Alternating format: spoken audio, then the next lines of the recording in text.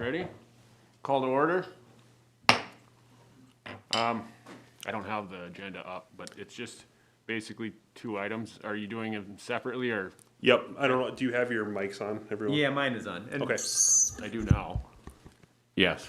we'll do a little who's here in case. Yes. So, let me pull up this thing here.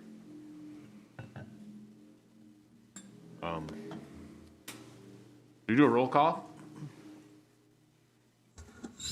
You can just do that. You can just call to order and then just say, you know, we're just gonna have brief introductions and then we just say who's here. Okay. Yeah, Dave Pritchett, committee member. Ted Erickson, Alderman at Large. and Michael Day, Alderman at Large. Committee And chair. Paul Sandy, city engineer. And we got Sean Strong over there. Big the shot back. in the back, controlling the mic. Man. Ignore the man behind the curtain. Yeah. We don't have any callers. Oh, it's blinking. What do we got? Sean was going to come in. Oh, Hey, Sean. Yeah. Welcome. This is our sewer foreman. You guys met him. Hey. Is that what he looks like without a mask? Yep. Sounds like you're gargling. Probably that internet over on 5 Mile Road. That's right. Oh yeah, he's outside of town. Everybody's got to share one phone line out there. Three miles. Yeah, Mile Road. party. The can with the string ain't working. Anyways, yeah. I'm just trying to pull this up still. I'm behind the times here. If you go, if There you it get it into this thing, Sean, you want to go back to the presentation? you hit that and you hit bookmarks and it'll give you that line. So you open it up into your draw program. Oops. So do you have it download? I don't know. Here, I have. just open that sucker. I don't like computers. So. And then just download it once it gets. Boy, yours is slower than mine. I keep mine outside so it's super cool. Oh, is that how it works? Yeah. I should have left it out there. But yeah, if you want to just get started, Paul. You got some sort of. Yep. Yeah, so basically, guys, there's just two agenda items tonight. Basically, two presentations that we do give about biannually. So it's a good time of year since we don't have a lot going on. We're in bidding season, so projects are out to bid right now, and I figure I'd just get you guys going on what we do at the street and sewer department and give you an overview on our street and sewer system. So the first presentation is all about our sanitary sewer. So what we'll go over tonight is our current sanitary sewer system, what that looks like, how we fund it through our sanitary sewer fund, how our system has changed from 2000 to basically 2020, being that we're at the beginning of 21. Some of the issues we see in our sewers, what options there are out there for repair, replacement, or rehab, and then just a summary at the end. So this is a picture of our GIS system that we have for our sanitary sewer system. So we actually maintain our own GIS database. It has all of our sanitary sewer, it has our storm sewer, it has basically everything that we use in the engineering department to map things and keep track of our assets. So yeah, basically the red lines are basically all of our sewer lines in our city as they currently exist today. So, what is our sewer system? Well, it consists of about 76 miles of pipe, or about 401,412 lineal feet. They range from anywhere from a 6-inch to a 27-inch pipe, the 27-inch pipe being basically the last thing before it gets to the lift station to pump it across the river. The average age of our sewer is 50.1 years old. So, basically the average being 1970.9 is the year that if you were to average out all the pipes in Brainerd, that's how old it would be. The oldest sewer was built in 1904. That's up in North Brainerd. And kind of a breakdown, sewers that were constructed between 1900 and 1939, we have about 17 miles. 1940 to 1979, about 24.3 miles. And 1980 to present, we have about a little under 36 miles. We maintain approximately 1,450 manholes, and BPU maintains 16 lift stations at last count, I think. So you can kind of see a breakdown of the pipe materials. That orange VCP is vitrified clay pipe, and so that's what a large majority of our system is. About 39% is PVC, and then you'll see a few other reinforced concrete, high density polyethylene, HDPE, some steel, and CIPP is what we refer to as cured in place pipe, and that's how we've been rehabbing some of our clay pipes of late. Here's kind of the same graph. It shows pipe size. So obviously the red is basically a lot of our system, 8 inches, right around 2/3 of the system. And then all the rest of those up, 10 inch, 12 inch, up to that 27 inch pipe. Paul, when we put a new pipe, is there like a standard size that we kind of look at and then? Yeah, so when we're replacing things, I would say that we're replacing them to the same size because the development is kind of in place and we don't need to look at future considerations. If it's something like the airport utility extension where we extended pipe for 2 miles up to the airport, we're oversizing that for future development or what we would anticipate the future development needs are. And so like up to the airport, we have a 10 inch and a 12 inch sewer. Okay. And so you have to take into account, how many households you anticipate, commercial businesses, hotels, whatever it is, that size has to increase. This is a snapshot of when sewer was built and when it was replaced. So you can see 1900s to right around the 1960s, 1970s, we were building with very little replacement. And then you see a switch around the 80s up to the 2000s where we started actually replacing our system. So the total miles original is what we've put in the ground as new, and the replaced is stuff that was in the ground and we went in and replaced it with something new.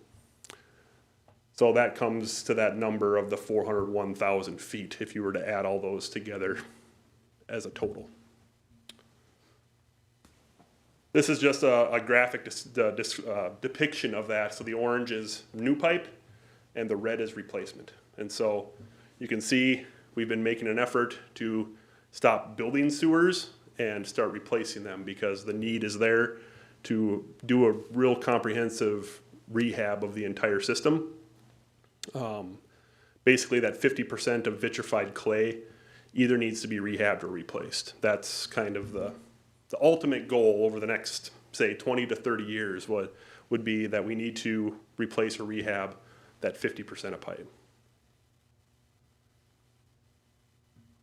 So this graph is kind of difficult to interpret, but you look at the left side, that's the average age of the pipe. The red is the total pipe in the system, and the orange is age. So anytime you see a large jump in the red, like up here at the top of the graph, you see a down spike of the orange because you're taking age. If you add pipe, you're taking age out of the system. And so it's a kind of a graphic representation to show that when you're adding pipe, you're taking away age, but you're not taking away maintenance liabilities. And so it's it shows a good depiction of how much pipe we have in the system, what our age is, and how we've aged over time. And so you can see as we keep adding pipe, we keep adding age, and we also keep adding linear feet. Right about there is where we started actually replacing sewers. So up until that point, it was building out the city system. And then right around that 1970 mark, we started actually replacing the pipes that we already had. How do we fund this? All right, so you look at the purpose to fund our sewer system is for operations. That's our street guys, cleaning it, televising it, supplies and equipment to do that, our Vector truck, our sewer camera, and the inevitable replacement of the system like we're doing right now. We started the sanitary sewer fund in 1992. At that time, the rate was 62 cents per 1,000 gallons. So the sewer is charged at how much water you use. So if you use 1,000 gallons of water, you're going to be paying 62 cents back in 1992. Back in April 2006, it raised the rate to $1. Then you can kind of see the progression. January 1st, 2015, $1.25. January 1st, 2016, $1.50. And then to try to stabilize the account, our rate, because water consumption goes up and down based on the time of year. You have some snowbirds that go down south for the winter. They're not using water. You're not paying a sewer rate. At that time, the rate consultant, we went to more of a user-based fee plus a user fee. And so the rate consultant, we've been slowly implementing this so that the user-based fee becomes the only source of income and the water-based system goes away. So we have a consistent way of funding the system that doesn't go with ebbs and flows of water usage. And so you can see we've been implementing it slowly, $1.45 per thousand, $1.40 per thousand, but that user fee goes up. Every time we lower the rate per 1,000 gallons, we're raising the user fee so that the resident doesn't see really any change until that completely gets phased out. Right now, we're going to be doing a rate study in 2021, and we're going to continue this trend of lowering the rate per 1,000 gallons and upping that user-based fee, that constant fee. So, since 2000, we've added 87,000 feet of pipe. This is your Beaver Dam Road, Northtown, Riverside Drive, those big projects where we were in expanding mode. We were in, basically trying to create developments so developers would come in and build. With that comes increased responsibilities. The city has to do go for one locate calls for whenever there's someone digging, we have to locate our sewer. Basically, any kind of future maintenance needs increase. And the increased future replacement or rehab. You can see a list of the projects that went into this 87,000 feet of pipe that we're seeing here today. So also since 2000, we've replaced about 43,000 feet of pipe, or about 8.1 miles, and that's about 10% of the system. And you can see some of the projects we've done. Most recently, Garfield Streets, we did about 8 blocks over in Southeast. That was a full replacement. We've lined a few pipes. We've replaced a lot down in Southeast and a couple up in North that were problem areas. We've lined some of the Evergreen Interceptor that runs down through the river valley. And just general smaller projects that go into that 42,000 feet of replacement. Where is the hole? The hole is down by the BNSF shops on the west side of 13th. Okay. That was last summer. We had an issue with the hole in the top of the pipe and we had to replace it. Going back to the last slide, where is Crescent Hills? I saw That in is the middle. down in Buffalo Hills Lane off, it's like Blue Jay Court, Whipple Whirl Lane. Those My new neighborhood. Yep. The newer, yeah, the townhomes, I think? Yep. That was all done in the 2000s. Thanks. Yep. Our total investment since 2000, right around $14 million. That's new and replacement. Total pipe replaced, added, or rehabbed, about 130,000 feet. With an average cost, so this is everything. This is replacement, this is brand new, this is rehabbed with a liner.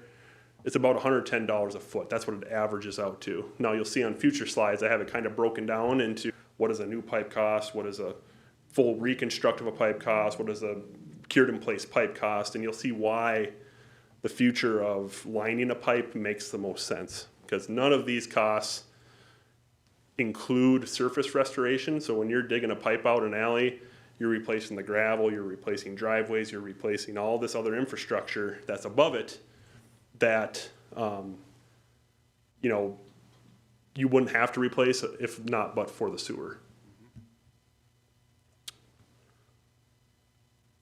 So basically our sanitary sewer has expanded 27%. Our system has gotten older, right around 49 or 50 years old.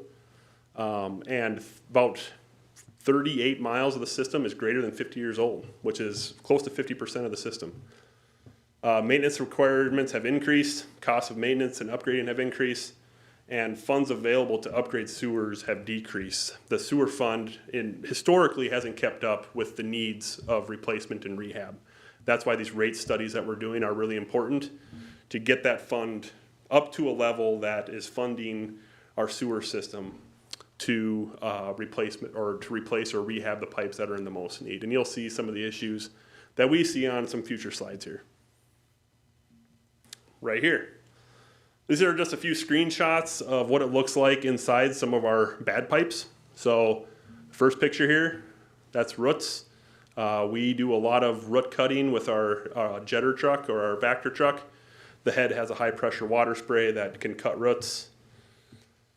This is what we call a belly in the pipe. You can see the water level in the pipe is about 2/3, and so that pipe has a big sag in the middle, and the sewage is sitting there in the pipe and not flowing down the pipe as it should. That right there is a good indication of a cracked pipe. You can see that it's cracked on the top and bound to fail at some point. It's amazing how long that stuff will last in that condition.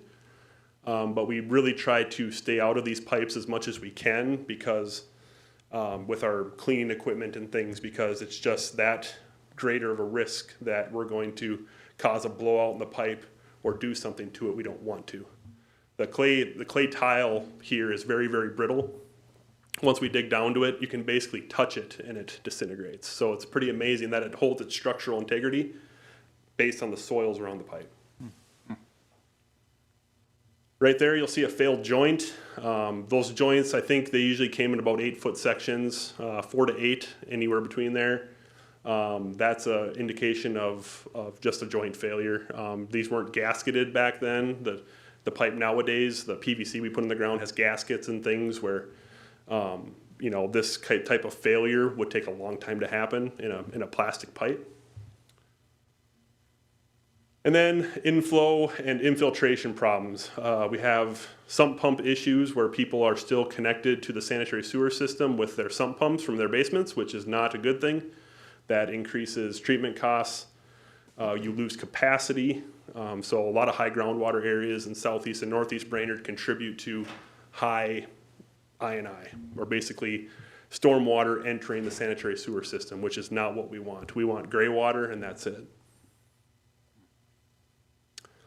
So back, I don't remember what year it was, I think it's right here.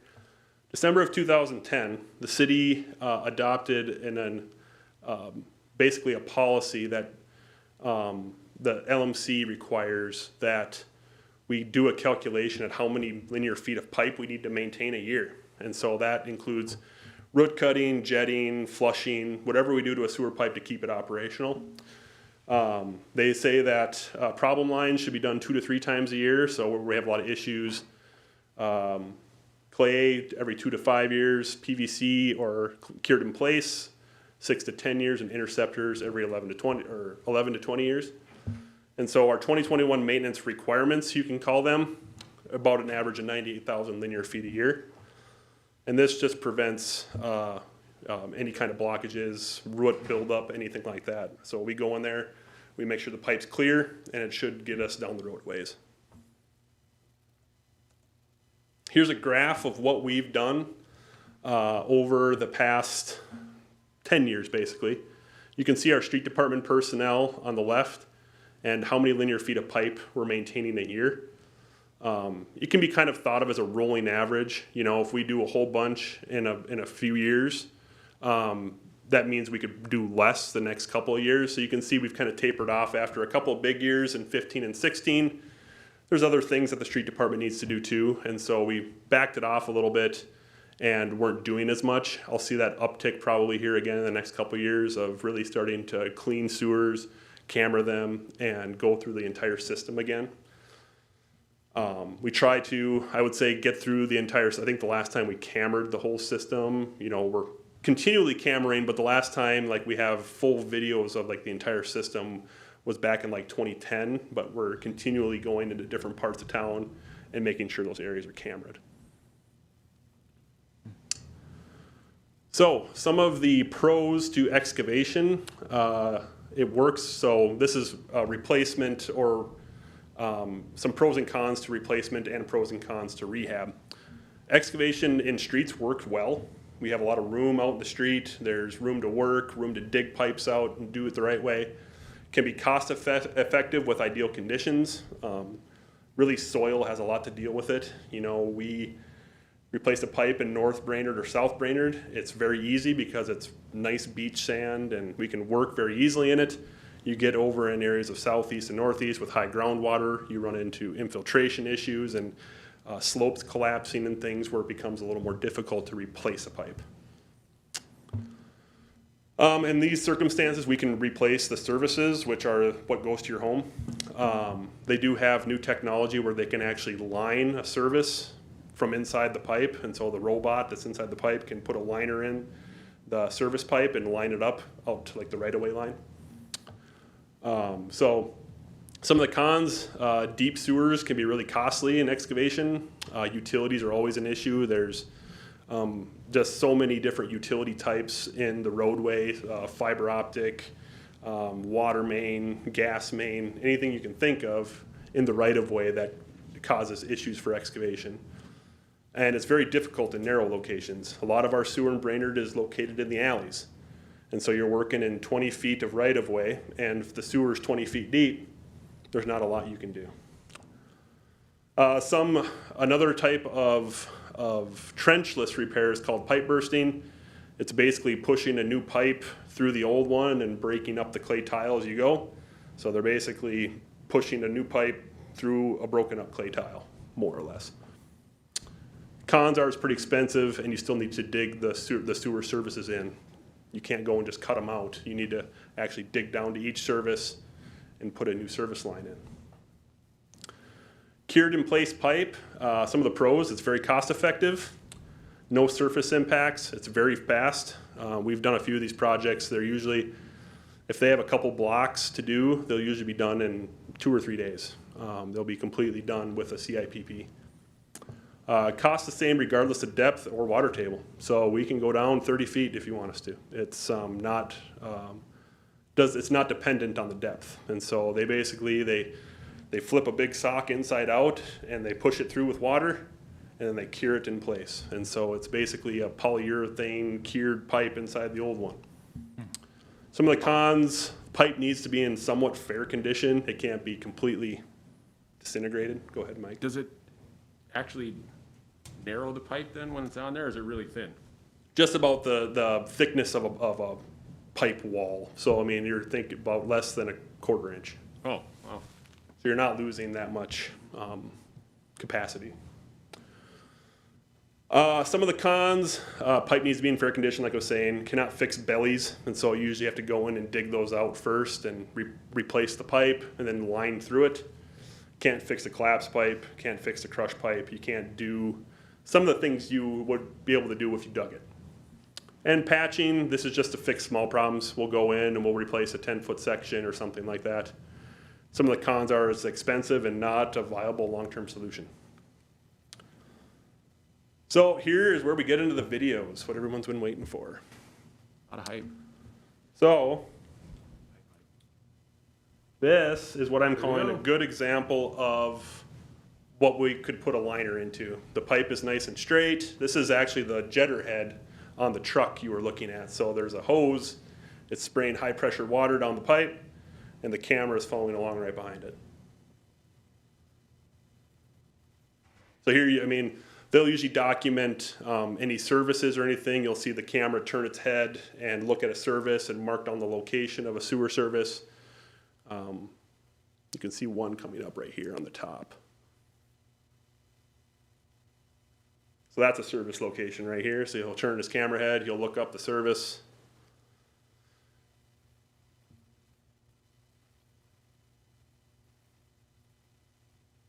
He's getting splashed on.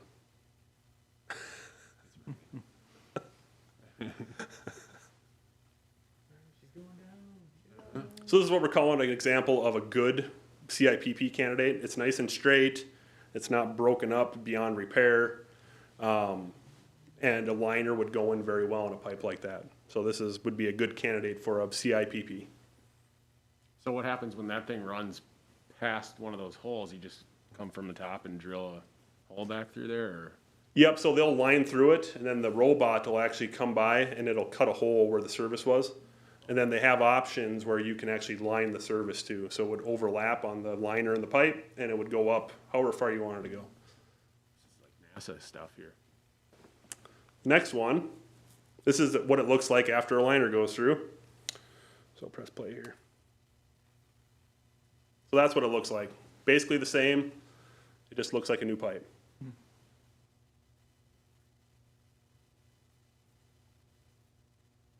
He's cooking through pretty fast right now. Not a lot to look at. You're just kind of looking for irregularities in how the liner went in and things. Sometimes they'll bubble up a little bit, and you'll have them cut that out and put a patch in.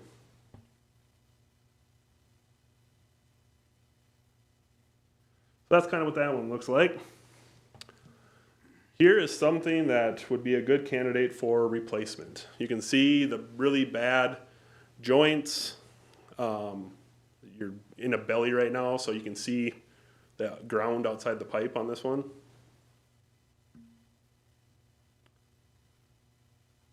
They are coming out with different technologies now where they can actually go through and smooth out those joints before they put a liner in.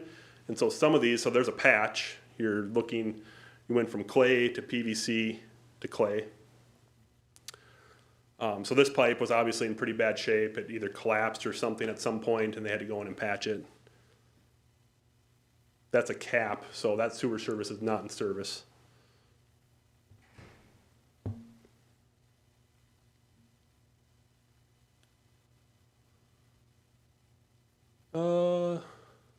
This is just another example of a good replacement, but for the sake of time, I'll skip past that one. And here's what a brand new replaced pipe looks like. So this is a PVC pipe that is up in Northtown, I believe. But already had to replace up there. No, Northtown's brand new. So that was when the developer put that in. This is the camera footage of the brand new pipe when they built the streets and the sewer. Oh, okay. Yep. So it's not a replacement pipe. It's- Nope, it's not a replacement. It's a brand new, new development, I should say. So like I said, not much to look at here. It's a green pipe. It's brand new, so they just document the services. So TRE means a T to the right or to the east. So basically we're documenting each sewer service and how far it is from the manhole so that we can find it in the future. Here's what I get into some of the costs. So as I kind of stated before, a normal excavation, which is like less than 15 feet, is going to run you about $79 a foot to replace the pipe. That's for an 8-inch pipe, or about $30,000 a block. So that would be like out in the street. A deep excavation in the street is going to run you a little more, about 92 a linear foot, or about $35,000 a block. Alleys, which is kind of based on our most recent project, runs about $40,000 a block due to the tight constraints and the utility conflicts. It tends to be a little more expensive. Cured in place, you're looking at about $21,000 a block or $55 a foot, and that's on the high end. We've seen as much lower as $30 to $35 a foot, and so that type of technology being a lot more cost effective and getting the same product is really what we're pushing for in the future. What causes the price variation with the CIPP? You're not excavating and there's not So I mean the, between CIPP and CIPP, because you said this was kind of a higher, and like, is it just what the bids come in as, or? yeah, I would say, and it really depends on how much you have to do. If it's a 1 block segment, the contractor's gonna jack the price Right, up okay. because he has to mobilize all of his equipment and come in. If you got 10 miles to do, they're gonna give you a really good cost because they know they can be here for a while and make a lot of good money. These costs don't include any surface restoration. So that's just to keep it apples to apples by showing how much just the pipe costs to replace. That's what a per linear foot of sewer replacement and alley replacement costs.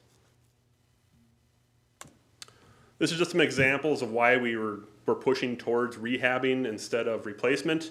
These are some pictures of North Brainerd and where our sewer pipes run. So you can see our sewer runs down that alley, through that house or under that house. There's just some very tight spots that we frankly can't replace it. don't want to pick on our forefathers, but they didn't leave us with a lot to work with, in North Brainerd especially. Yeah, you'd be cutting down all kinds of big old trees. Trees and fences and Living room. Yeah, taking out a living room. Yeah.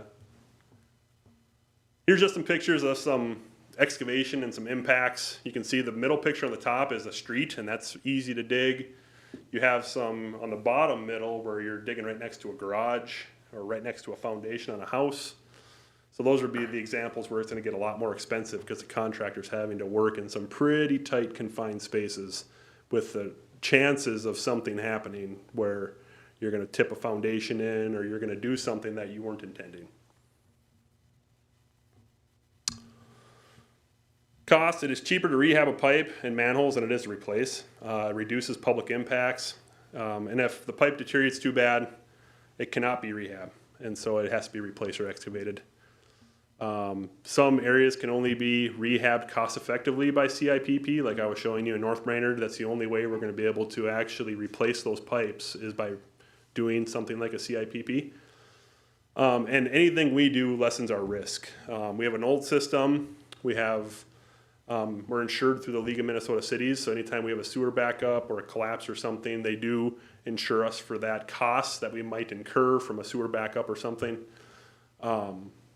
But anything we do, it's a good reason to be proactive rather than reactive in these circumstances because we're dealing with a public health kind of thing where we don't want to be pushing sewage into people's basements. So is there any reason to prioritize some of those pipes that are running into houses and stuff? Like, are they on a list and they're prioritized to be rehabbed before that pipe deteriorates too much?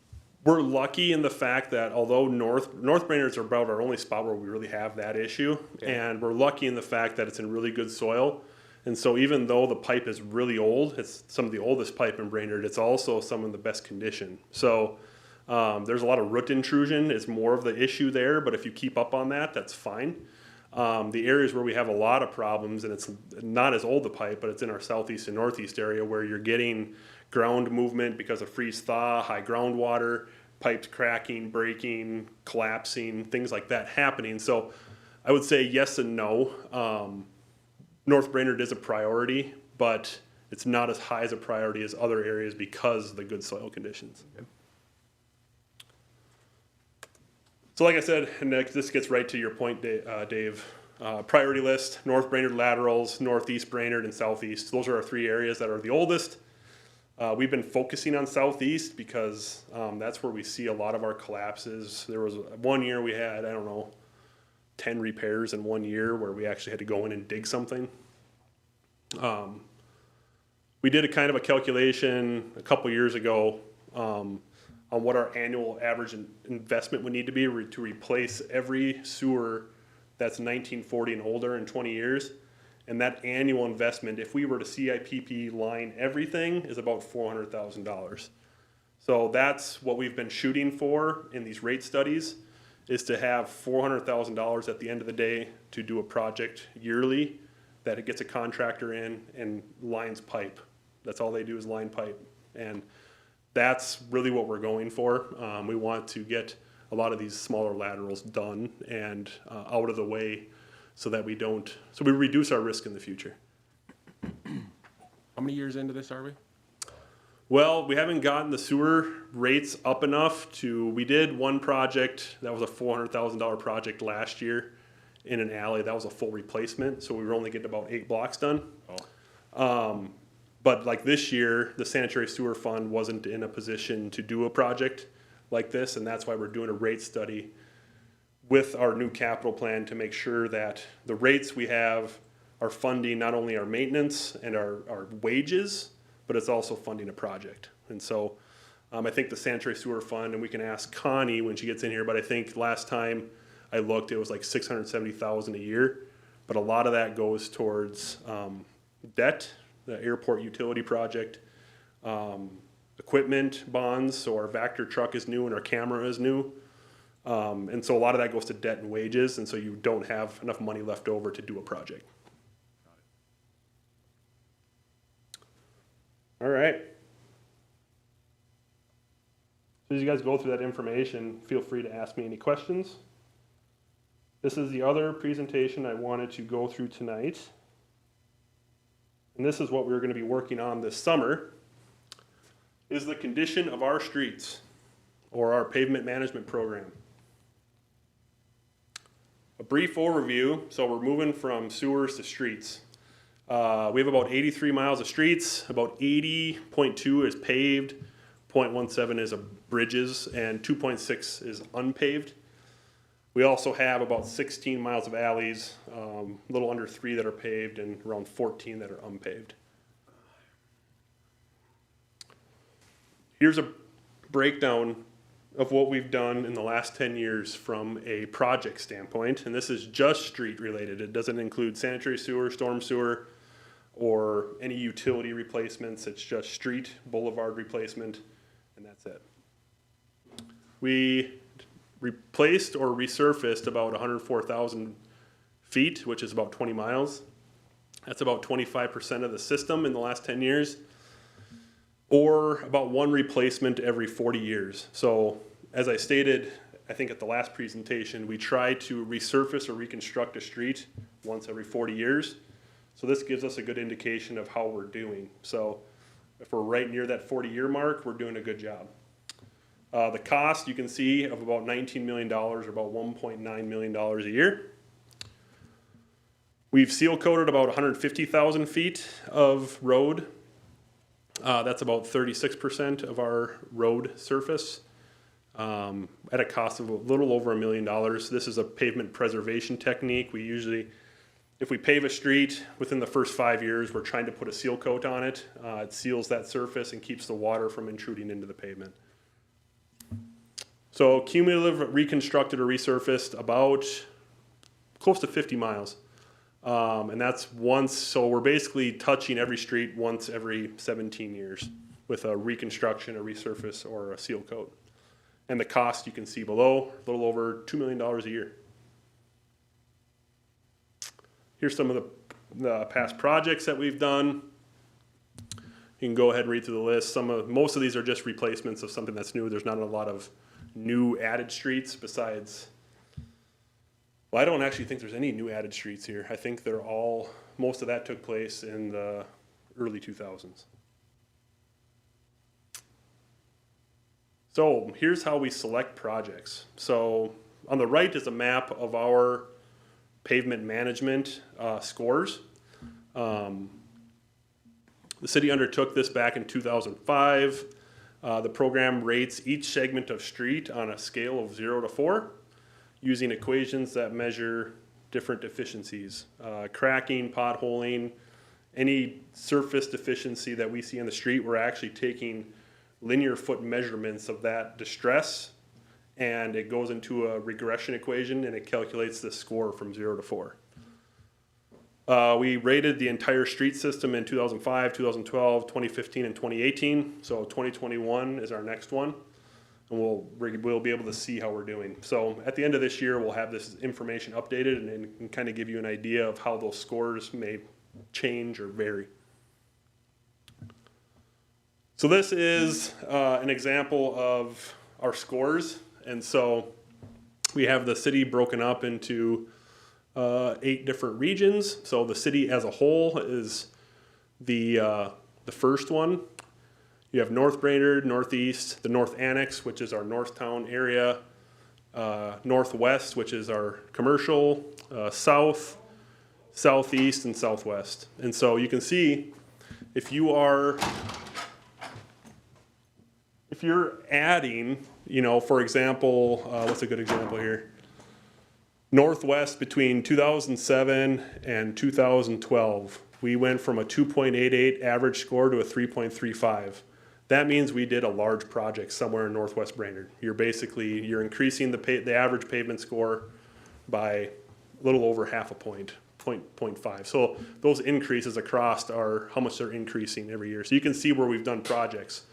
Another good example is in Southwest, we did College Drive, or is that, yeah, Southwest College Drive. You can see between 2012 and 2015, that score increased quite a bit. Here's just a graphical representation of that. Here's a surface rating breakdown of all of our streets in town. So you can see a large majority of our streets, because we've been pretty aggressive, are above that 3 score, which is really good. Anything below a 2, you're probably looking at replacement. And so we don't have a lot of streets that are in need of replacement, but this is how we build our 5-year plan. We're looking at pavement scores and we're saying this street needs to get replaced because the score is a 1.6, or you know, there's other ways to determine that too. It's based on maintenance needs, it's based on these scores, but a large majority of our 5-year plan is based off of this data that we use. Here's a representation of our surface rating by miles. You can see that 3.75 to 4 is the largest column, which is a good thing. And then it kind of tapers off there. So you can see, like I said, below that 2 mark, we have streets that are left that we still have to do. There's always going to be that need, as these streets will slowly trickle back down into that 2 range or below, and you're always going to have a need to replace streets. Here's a representation of our age. Some of our newest stuff, North Annex, you can see adds 3 years of age every year about, and so we haven't been doing any projects up there, so every 3 years it's adding 3 years of age. You can see where we've done projects by using this too. Southwest, for example, another good example of College Drive, when we resurfaced that. Between 2005 and 2012, we added 5 years of age to that system as a whole. And then in 2015, we took away 5 years because we redid College Drive. So you can kind of see where we've done projects by, if that number decreases significantly, we've done a big project somewhere in that area. And that's just another representation of that data. Like I was talking before, the North Annex has basically added 3 years of age every year since it was constructed, because we haven't had the need to replace those streets yet.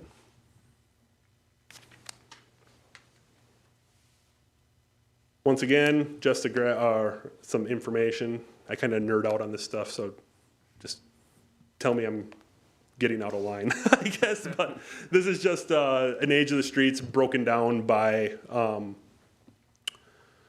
basically our total mileage between 2005, 2012, 2015, and 2018.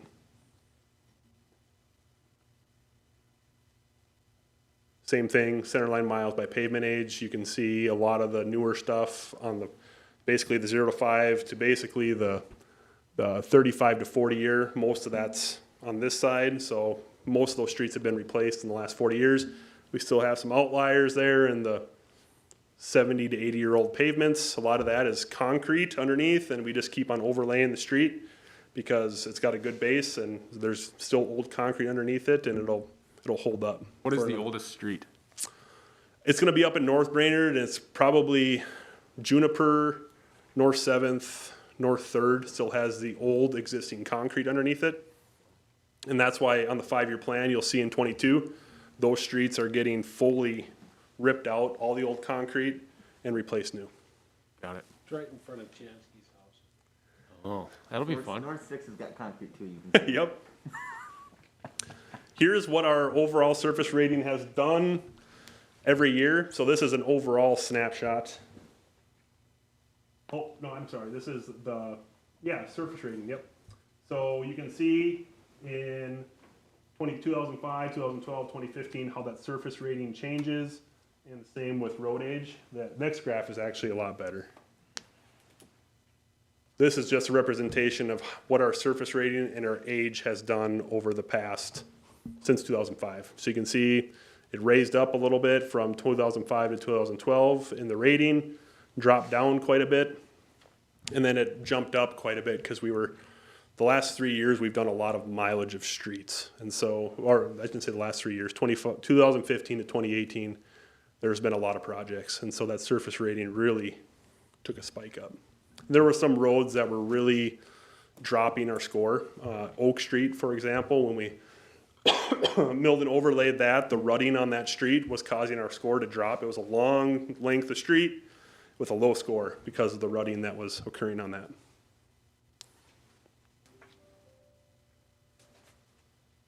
This graph hasn't been updated, but this is basically the amount of seal coating we've done. So the length of miles we've seal coated versus the length of miles we have not based on the pavement age. A lot of information, so like I said, feel free to go through it and ask me any questions that might come up. So here's, like I said, how we build our 5-year plan. Here's a street priority list, or what we've done every year is the 5th year on the 5-year plan is what we're building every year. And so those first 4 years of the 5-year plan are kind of set in stone. Some projects might move around a little bit based on funding or other things, but those first 4 years are generally there, and then the 5th year is what we're adding on every year. And so this is our current priority list. You can see for reconstruction, Portland, Chicago, and St. Louis, we're actually tackling those this year, along with Madison Street. Northwest 4th Street is getting done. Also North 6th, North 7th, North 3rd, and Juniper, all in 2022. And then we have a lot of resurfacing in the future, subsequent years. May I make a comment? I asked Yep. Mr. Chair if I could make comments. I was recently on the Northside Residents Association, and if you back up one screen, you'll see North 6th is on there, and I believe that's Washington and Juniper, correct? Yep. And if you recall, we had a battle royale. I stirred the pot last Wednesday by telling the Northside residents that 2-block section was coming up again.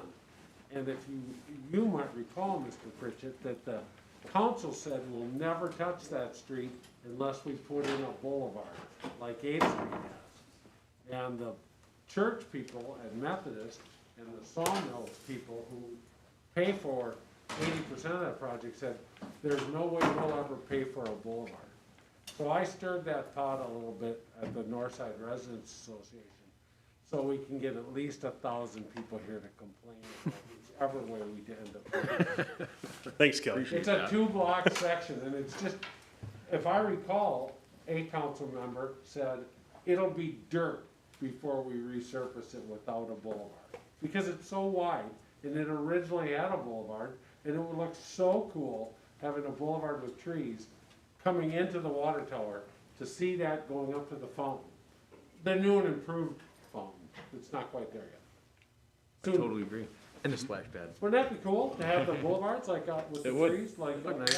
I've seen pictures of it when it Yeah. was originally done. It looked great. Right. It is a very odd street, being a one-way off of 6th Street, and it is very extremely wide, and it does need some attention from both a surface perspective and just a street being 60 feet wide is unnecessary, so.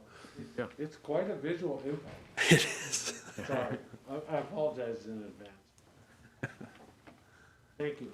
This is just kind of a depiction on why we do some surface maintenance techniques like crack sealing, seal coating, street patching, pothole filling.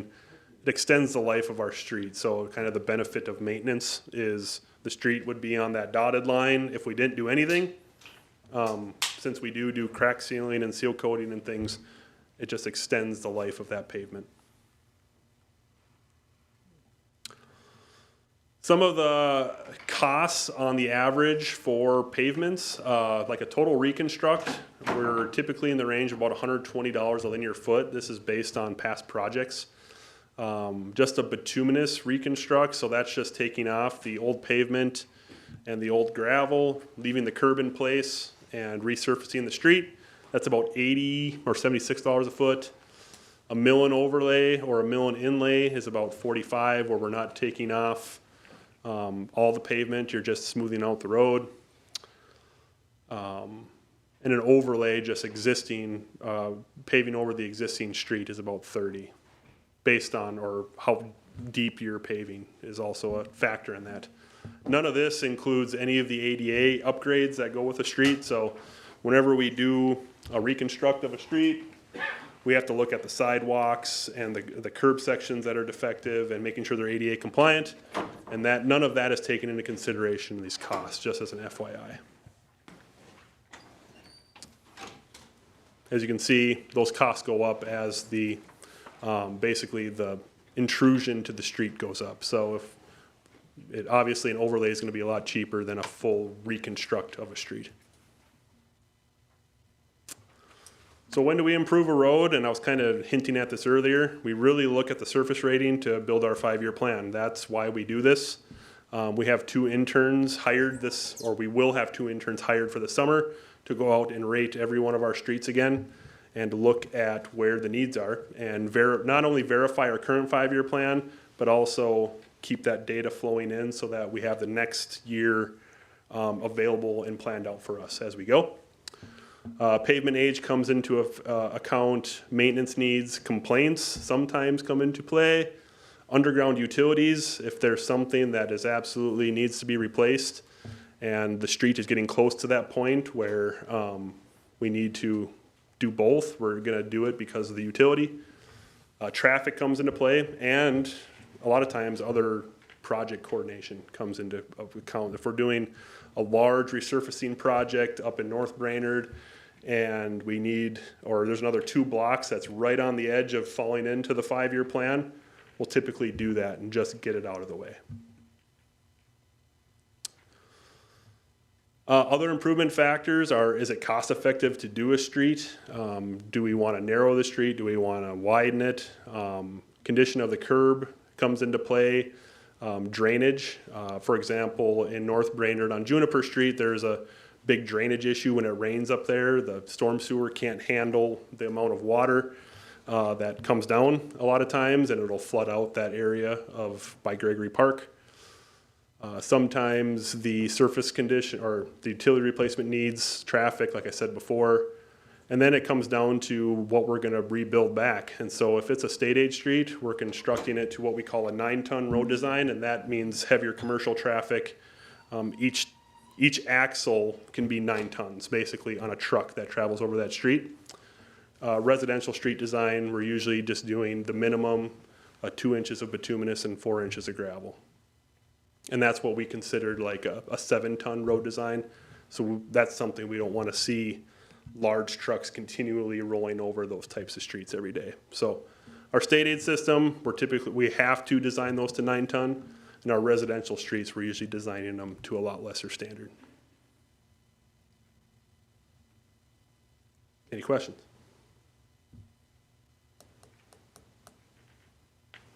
I think you covered it all. I'm looking forward to going through that whole thing again during the regular council meeting, and Yeah. I'll think of more questions. We do sewer videos though. We we did. did. You missed it, Kelly. Oh, no. That's great. I'm waiting for it. Got his popcorn. He's ready to go. I believe that's everything we had for this, so. Yep. I don't know if we need a motion to adjourn. So moved. Second. All right, motion to adjourn.